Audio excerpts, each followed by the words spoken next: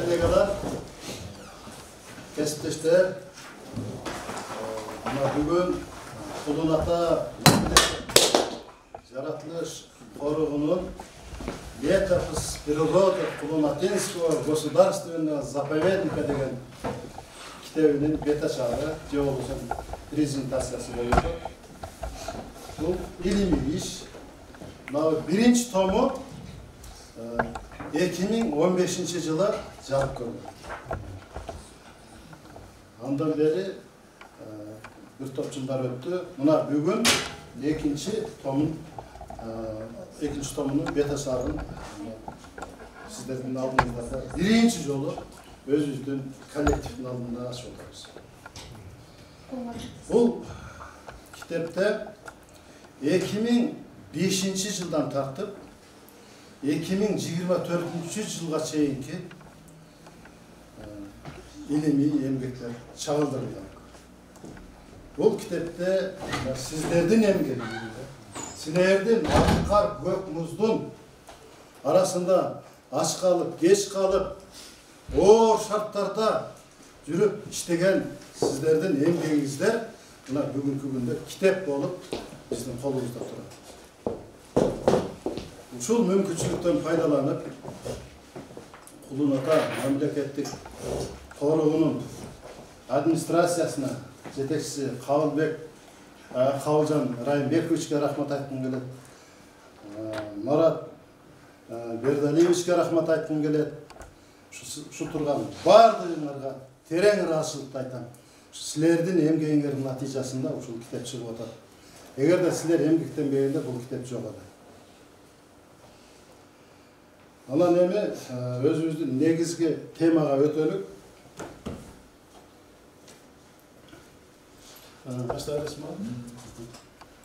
Bu kitapta Kırgız Respublikasının Yaratılış Resursları, Ekologiya jana Teknikалық Көзөмөлдөө Министрлигinin алдында біздің мемлекеттік тору. Бұл біздің kitapta біздің министрimiz özü bekitiş gerek. Летопись природанın ericesinde Emil Japarovich Shukurov деген biologiya ilimlerinin doktoru, professor, akademik bolgan. Oşol kişi uşul kitapta 2005 yılı tüzgön. Uşul kitapta kanday tüzüş gerek, uşul metodikasını oşol kişi işlep çıkkan. Öte tereң izildep, tereң tuğra bardıq bağıtların kamtıp ketken. Oşolun negizinde uşul kitap tüzülgön. Bunun kitapta ilimi işte yürgüzüde bizden direktörden emgeği öte çoğun. Bardıq materialdık, finansallık bazanı tüzüp, bütünle şartlı tüzüp verdi. Oşol kişinin jardamıyla uşul emgek çıkıp atar. Andan keyin bizden direktörden orunbasarı, ilimi bölümünün başçısı Berdalı oğlum Marat bir top yıldan beri köp emgeklerdi жазып топтап қойған екен. Şunun negizinde men işlep çıktım.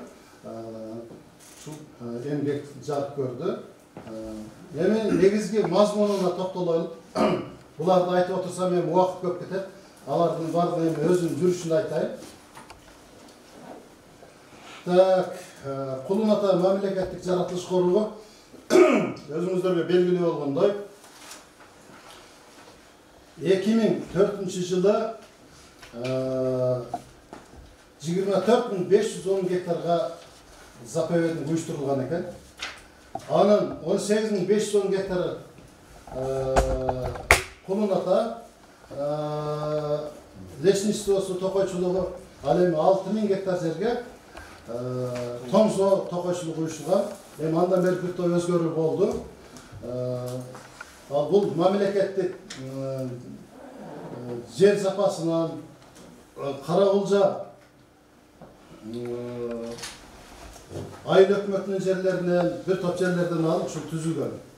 Bu zapovednikte Kırgız Respublikasının yaratılışına emgek singirgen işmer. Boronbayev Hasan Boronbayev'in emgeğinden uyuşulan. Bu kişinin emgeği öte çok. Şu mümkünçülükten faydalanıp men rahmatımda aytam. Ökmötte 18 atayım kol koytura turgan министрликтер бар, комитеттер бар, ведомстволар бар, ошолордун баардыгына барып, ошол заповедти уюштурган, картасында түзгөн ушу киши. Бүт условиясын, положениясын иштеп чыккан ушу киши.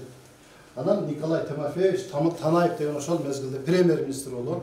Ошо премьер-министрдин атайын токтому менен, Танаевдин токтому менен ушул Кулун ата мамлекеттик жаратылыш короо болуп түзүлгөн. Кулун ата мамлекеттик жаратылыш короо болуп түзүлгөндө ушул жерде мына Кадиев турат. Анан дагы кимдер бар? Мына Гүлмира бар, Аида бар. Заповедный уюшулганда биздин отурганга кабинетибиз эмес, конторубуз отурганга стулубуз жок болчу. Көчөдө жолугуп, белгилешип алып эле ошо көчөдөн сүйлөшүп кетет элек. Кийин бирөөлөрдүн конторунда отуруп жүрдүк, комхоздо отурдук, мынабы райкомдун конторасында отурдук. Анан өзүдө лесхоздун эски конторасы бар эле, ошол жерде отурдук. Биз көрбөгөн, биз көчүп жүрбөгөн жер калган жок. Нөлдөн баштадык. Анан ушул деңгээлге жеттик.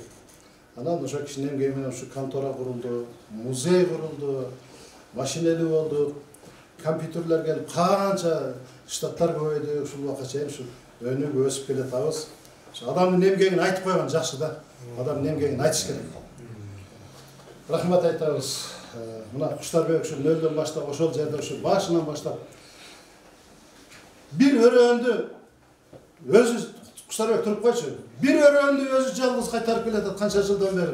Канча браконьерлер менен, канча адамдар менен күрөшүп, кандай жакшы иштерди кылып келатат. Ушу менин кандидатский диссертациямда дагы Куштарбектин эмгеги чоң, канча экспедицияларды өзүнүн жанынан уюштуруп берди. Ошондо апасы бар эле, атасы бар, Кудайга шүгүр. Үй бүлөсү менен булар өздөрү чыныгы токойчу болуп калган да. Каны менен, жаны менен токойдун арасында жашайт. Ушу элден бөлүнүп эң чекеде жашайт. Токой деп, ушу табиятты коргойм деп. Ушундай балдардын атын айтпай кетүүгө болбойт. Мүмкүнчүлүктөн пайдаланып айтышыбыз керек. Эми мамлекеттик жаратылыш короонун негизги максаты заповедный режимди сакташ, илимий иштерди жүргүзүш, андан сырткары экологияны сакташ, пропаганда, агитациялык иштерди жүргүзүш, экопросвещенияны жүргүзүш, экологиялык агартуу маселелерин жүргүзүш, ошондой эле экологиялык илимди элге таркатуу, элди экологиялык багытта тарбиялоо. Негизги заповедный статусунда охрана, андан кийин илимий иш. Эки негизги багытталат. Заповедниктердин режими, заповедный мыйзамда дагы, законодательствода дагы ошондой. Охрана и наука. Охрана Кудай кааласа жакшылап болуп келатат. Мына наука боюнча бир топ иштерди көзүңөр менен көрүп атасыңар.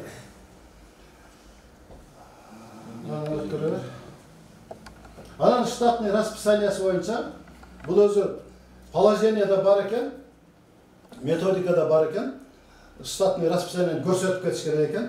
Мына ушул жерде иштегениңердин баардыгыңар качан киргенсиңер, кайсы приказ менен кабыл алынгансыңар. Ошо охранник, водительге чейин, техникага чейинки эгерлердин баардыгы барсыңар ушул жерде. Бул биздин илимий фонддун тарыхында калат. Бул келечекте архивге өтөт, мамлекеттик архивге өтөт, академия науканын архивине өтөт, мамлекеттик университеттердин архивине өтөт. Бир экземпляр библиотекага берилет, акимчиликке берилет, өзүбүздө турат. Муну дагы ошо эмне кошуп койду, биздин фамилиялар тизмени деп ойлобогула. Бул ошо положенияга ылайык. Ошондой эле заповедтин статусу боюнча жана айтып өттүм. Бул заповедник өзгөчө корголуучу мамлекеттик жаратылыш коруу деп эсептелет. Бул жерге курулуш курганга уруксат жок, мал жайганга уруксат жок, хозяйственный, промышленный, башка ишканаларды уюштурганга, кен казганга эч кандай уруксат жок.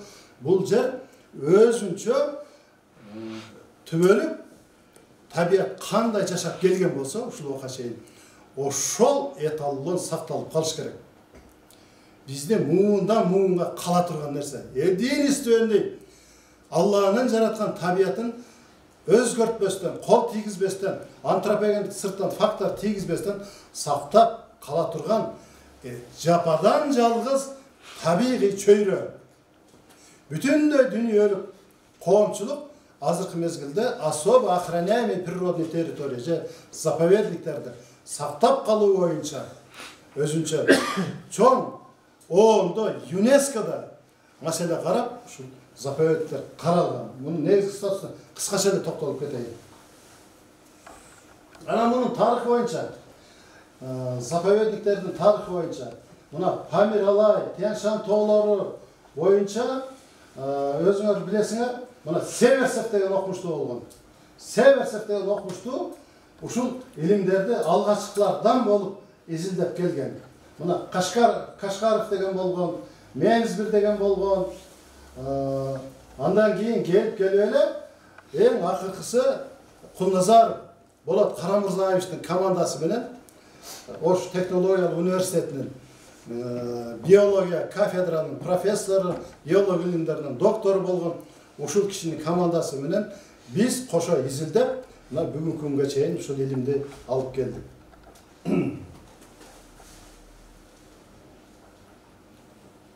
Кичине түшүрүп коеюн.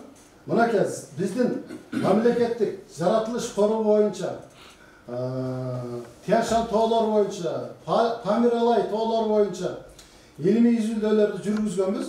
Мына 2003 жылдан баштап, мынанда бул немеде бар экен 2008 чейин жазылып тур, 2024 чейинки илимий чыгарылган китептер мыналар. Илимий статьялар мыналар.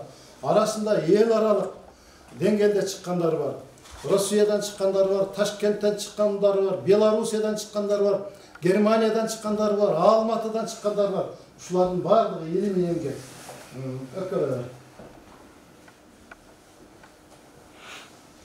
Да, кичине түшүрүп коеюн. Мына бул жерде ушул илимий эмгектерди, ушул илимий китепти чыгарууда Ош мамлекеттик университетинин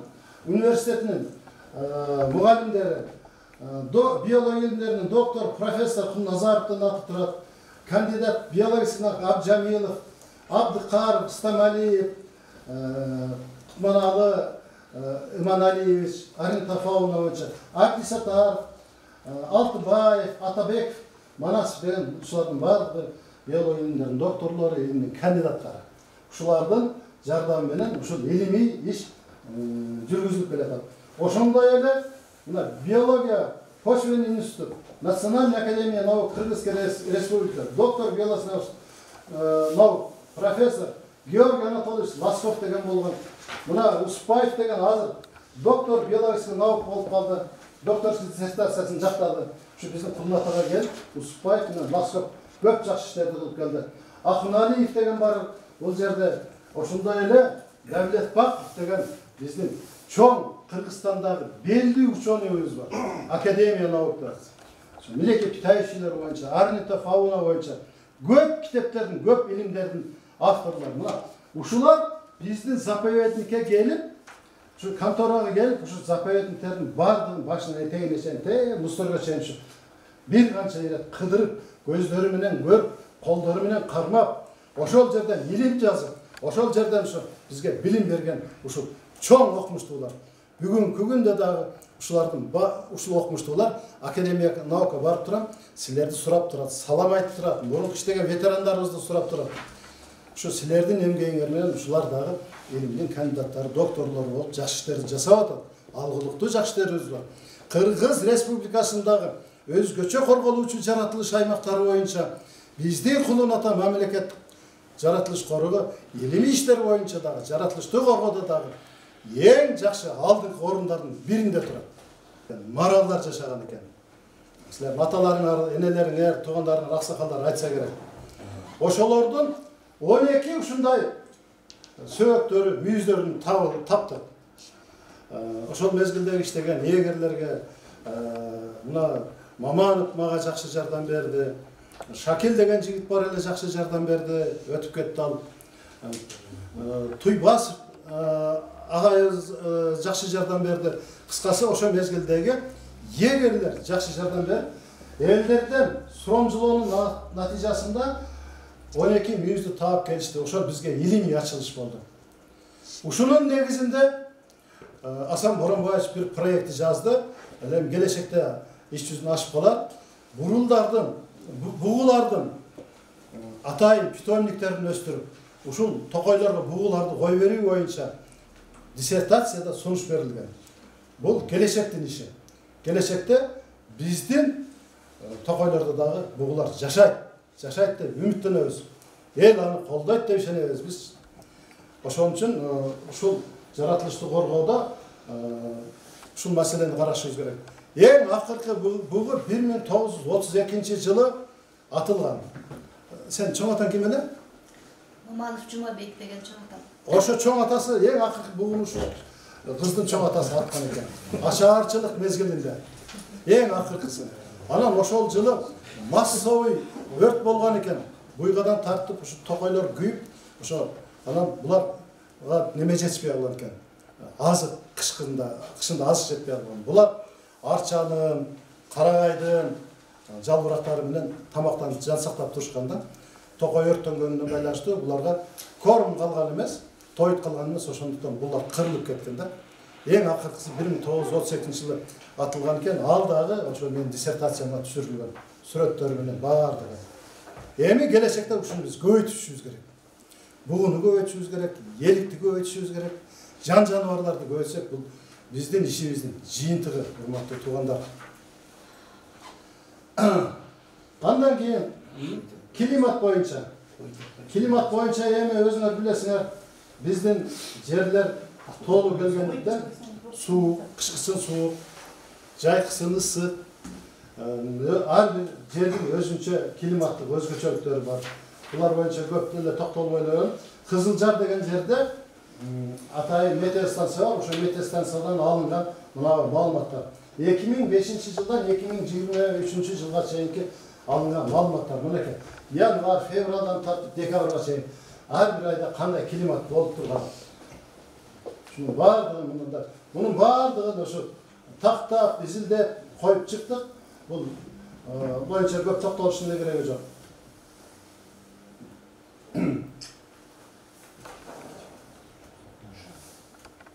Мына топурак боюнча бизде Кулнатан территориясында 5 түрдүү топурак бар. Мына өзүңөр көрүп турасыңар. 5 түрдүү топурак бар. Булардын топурактарын өзүңөр жөнөттүңөр. Ошонун баардыгын изилдеп чыктык. Атайын лабораторияда карадык. Составында кандай немнелер бар, бүт баардыгын изилдеп, ушу атайын ушул илимий китепке түшүрдүк. Ошо мен терең ыраазычылык айтам, ошо Аккар көкүбүздө дагы биздин балдар биздин сөздү 2 жыл бою топурактарды атайын идиштерге салып, университетке жөнөтүп, биз тосуп алып, ошолордун үстүндө 3 айдан бери, 4 айдан бери бир топ илим иштерди жүргүздүк. Рахмат. Сууларды жөнөттүңөр анын ичинде. Көп жакшы иштерди кылдыңар. Бул эми Каракулжа районунун картасы. Бул эми картаны баарыңар да көрүп турасыңар. Картада бүт шарттуу белгилердин баардыгы коюлган. Качан кайсы жерлерден көчкү түшкөн, кайсы жерлерден жер титиреген, кайсы жерлерде сел жүргөн, кайсы жерлер кооптуу, келечекте кайсы жерлерден адамдар этият болуш керек деген ошол көрсөткүчтү коюп кеттик. Ошондой эле Кулнатанкы да бар. Кулнатанда картасы бар. Бул эми биздин заповедниктин өткөрчү Марат. Эң акыркы немеси Марат, Лесостройство. Лесостройство жыйынтыгы. Эң акыркы ошо жыйынтыгы лесостройство боюнча 2005 менен 2023 сал. 2005 жылы болгон. Заповедник 2004 жылы учурду 2005 жылы өткөрүлгөн. Ушу ушуларды түзгөндө Мухаммед бир туруп койчу. Мухаммедтин эмгеги чоң. Баарыбыздан мурун келип ушулар иштеген Болот ака. Ушул жерлердин баардыгын Аккар көкүбүздү көрүп, баардыгын картасын сып, ушул иштерди баштаган ушулар. Ушуларга рахмат айтыбыз керек. Акырында келип ушул жерде туруп, мен көрүп атканыма да мен да ыраазы болуп атам. Мынакей. Бул ошо биздин Кулната мамлекет коргоонун Кулната токойчулугу, бул тоңзоо. Булар боюнча эми токтолбой эле коеюн. Бул порядок ведения летопись природы. Бул летопись природанын жүргүзүүнүн эрежеси боюнча Emil Japarovich Shukurov'tun көргөзмөсү экен. Таблица жети дейт. Бул эми биздин не иштерди кылабыз? Ошолор боюнча мынанда көрүнүп турат. Чокубаев иш кылат, Абдисатаров иш кылат, Марату Бердал уулу Марат иш кылат. Булардын баардыгы көрсөтүлгөн. Мына ал эми мынанда мына летописти түзүүдө. Мына летопис природа китепти түзүүдө кимдер эмгектенген? Кимдер эмне иш кылган? Мынакей явление неживой природа. Жансыз жаратылыш боюнча кимдер иш кылган? Ал эми жандуу жаратылыш боюнча фенологический наблюдениеде жүргүзүүдө кимдер иш кылган? Мына ал жерде ушул жерде отурганлардын баардыгына барсыңар. Ушул жерде отурган баардыгына барсыңар. Анткени баардыгына эмгеңер бар бул жердечи. Ушул жерде мен айта кетким келет. Биздин бир кемчилигибиз мойнубузга алышыбыз керек. Жанагы өзүбүздүн ежедневник барбы? Жана күндөлүгүбүздү мындан ары толук толтуруп жүрөлү. Ошо күндөлүктүн толук толтурулганынан бир топ кыйналдык. Биз муну 1-2 ай мурун бүтүп коет элек. Ошо күндөлүктүн жоктугунан аябай аяктан изилдеп, бияктан изилдеп, кээ бир материалдарды интернеттен алып, кээ бир материалдардын литературалардан алып, анан ушинтип толтурушка туура келип калды. Ошон үчүн күндөлүктү толук толтуруш керек. Мен силерге айткан элем 25 декабрда бүтөбүз. Ушундай презентация кылабыз дегенбиз. Мен силерге жалганчы болуп калдым. Кечиресиңер. Менден келсе кечиресиңер. Себеп дегенде мен октябрда баштап декабрда бүтүрүп коем дегенде ушундай санчы. Бирок октябрдан баштап декабрга чейин бүтүрүш кыйын болуп калды. Себеп дегенде биринчи күндөлүк болбой калды. Силерден толук маалымат болбой калды. Экинчиден кыска убакыт алып алыппыз. Үчүнчүдөн акырына калганда айрыкча өсүмдүктөр дүйнөсүнө келгенде мынандай суроолор көп болуп кетти, графалар көп болуп кетти. Ар бирин сурап, изилдеп, китепти карап, интернеттен карап толтурганча ушунча убакыт өтүп кетти. Антип бүтүп 6 айда бүтүрүппүз. Мына болбосо эртеле бүтүрүп коебуз деген.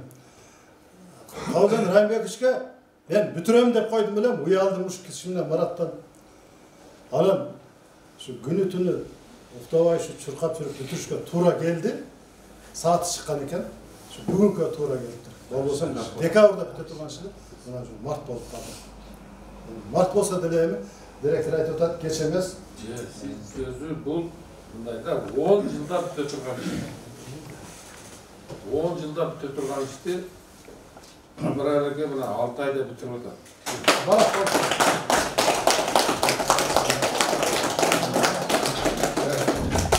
Рахмат Камбаралерге. Рахмат көңүл билдирген. Sizge çoğun rahmat. 10 жылда, 10 жылда бүтө турган ишти, 10 жылда бүтө турган ишти 6 айда бүтүрүп келип отурат. Bir yerde neni düşünüşümüz gerek. Yeger деген жөн эле жаныбарларды коргосом эле болду, мен егермин эмес. Көрдүңөрбү? Канаттуулардын түрүн, жаныбарлардын түрүн, өсүмдүктөрдүн түрүн, жаратылышы өзү мындай өзгөрүп атат. 4 мезгилди ошолордун баардыгын түшүнүшүңөр керек да. Бул баягы эми заповедниктин максатын билесиңер да. Биринчи максаты флора фаунаны коргоо болсо, экинчи негизги максаты илимий иштерин өнүктүрүү. Ошондо ушу эки тармакты тең бирдей алып кетишибиз керек. Азыр наука боюнча эми көңүл бурулуп, эми мына көп иштер болот. Мындан кийинки талап егерлерге, силерге тиешелүү нерсени айтайын. Күндөлүк барбы, егердин күндөлүгү. Ошону толтурганды үйрөнүшүңөр керек. Ар бир дарактын качан күндөйт, бекер бул силерди бекерде чогулткан жокпуз. Качан күндөйт, качан аны жыйнаса болот, качан гүлүн төгөт, ошолордун бардыгын бирден карап, билип, ошолорго байкоо жүргүзүшүңөр керек. Анан жакында климат боюнча дагы bir семинар болду. Егерлердин адресине сөз айтып кетти. Егерлер мөңгүнүн kança azayıp atat. Misal üçün, men bunu bilesiňer de.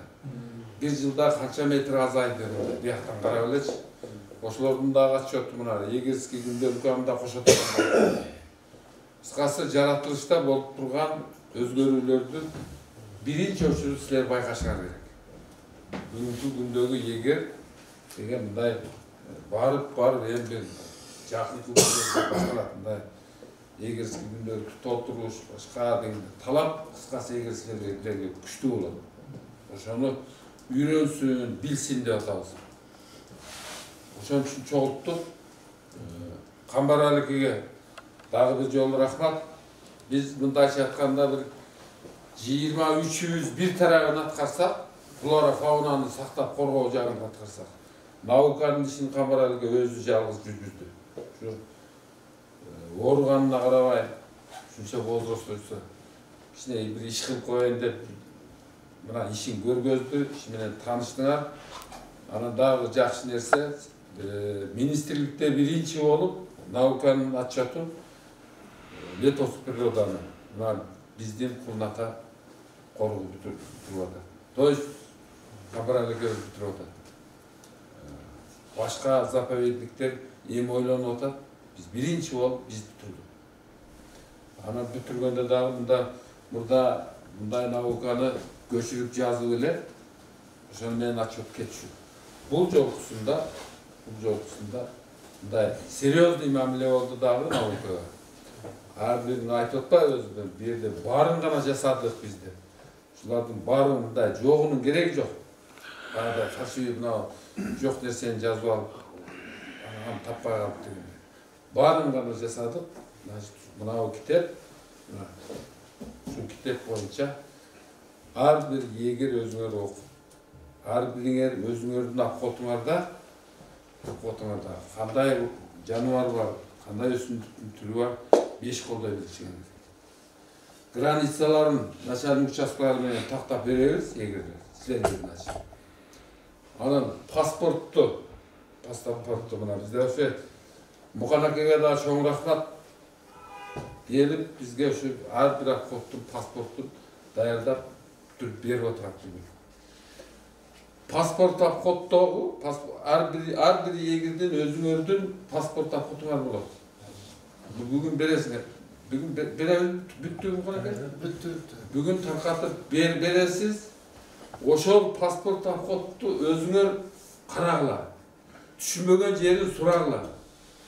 Oy, granitsadan başta oşo özüňerdiň ar bir yeger özünçe direktir oşo, kodtun esi oşo yeger siler boluşuňar gerek.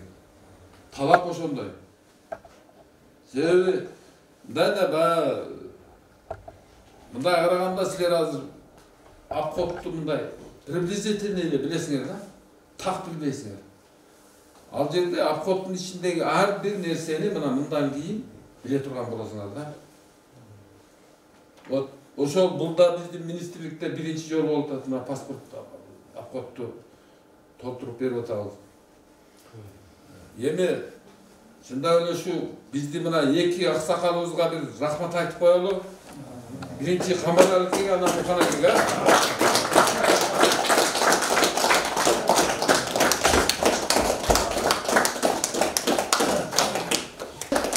Naukada maya tuaya degen yok. Nauka bu bardığımızdaki da. Bardık adamzattıkı da nauka şey. Naukada hiç kim seniki meniki de böyle koydu da. Bu naukanı biz yazdık mı? Bizden keyin daha bundan daha jaşına kayıp жазгандар чыгат да.